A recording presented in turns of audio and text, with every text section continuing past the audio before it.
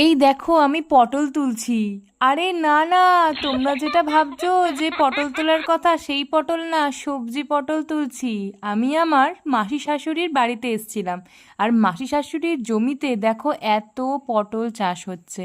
আর পাশ থেকে আমার শাশুড়ি মা, এই যে মাসি শাশুড়ি, আর সামনে যে বয়স্ক মহিলা আমার পাশে দাঁড়িয়ে আছেন, তিনি হলেন আমার মাসি শাশুড়ির শাশুড়ি মা।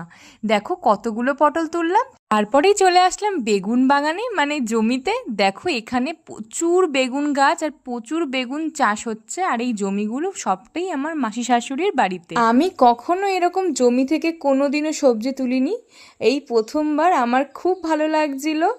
দেখো কত বড় জমি। তারপরেই চলে আসলাম এরকম গাঁদা ফুলের বাগানে। দেখো দূর দূরন্ত ফুল আর ফুল, এত ভালো লাগছিল। আমার মেসো শ্বশুর মশাই আর মাসি শাশুড়ি এই পুরো বাগান